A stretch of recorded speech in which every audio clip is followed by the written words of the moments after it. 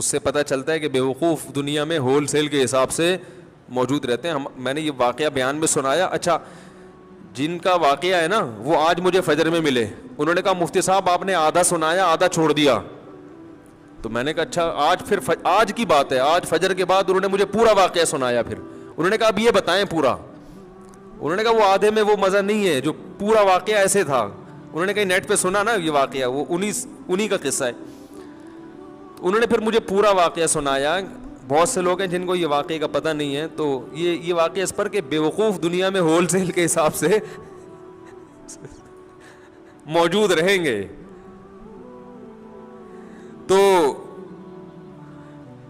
وہ کیا ہوا ہے, کہتے ہیں کہ وہ ان کے دوست کی کہیں شادی تھی, تو جو بے وقوف ٹائپ کے لوگ ہوتے ہیں نا ان کو بہت سوالات پوچھنے کا شوق ہوتا ہے کہ نکاح کے بعد کیا ہوگا اور کیا بیگم سے بات چیت کیسے شروع کرنی ہے, کیا وہ پاگل ہوتے ہیں یہ لوگ.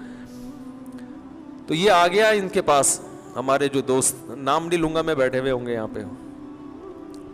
ایسا نہ دوبارہ پٹیں دولہے کے ابا سے پھر یہ ایک دفعہ تو پٹ چکے ہیں, دوبارہ نہ پٹیں کہیں, زخم تازہ ہو جائے گا نا ان کا. تو وہ دولہا جس کی شادی تھی, رخصتی تھی رات کو, وہ آیا ان کے پاس ایسے ہی پوچھنے پاچھنے کے لیے. تو انہوں نے بتایا کہ بھائی دیکھو زوجہ کے پاس جانے سے پہلے اذان دینی ہے تم نے,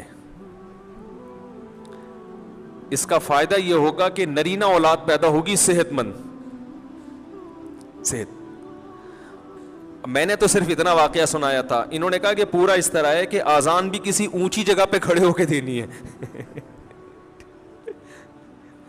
اذان کسی اونچی جگہ پہ کھڑے ہو کے دینی ہے, اور جب اذان شروع کر دو تو درمیان میں رکنا نہیں ہے.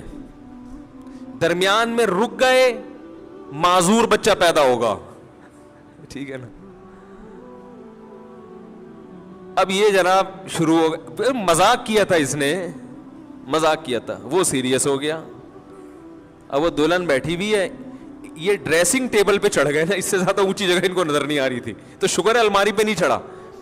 الماری پہ سے نہیں چڑھے کہ بھائی جب چڑھ جاتا الماری پہ تو کھڑے ہونے کی جگہ نہیں تھی. وہ بیوی کہتی کسی بندر سے میری شادی ہو گئی ہے. وہ ایک آدمی گیا نا نفسیاتی ڈاکٹر کے پاس کہ مجھے وہم ہو گیا کہ میں بندر تو نہیں ہوں.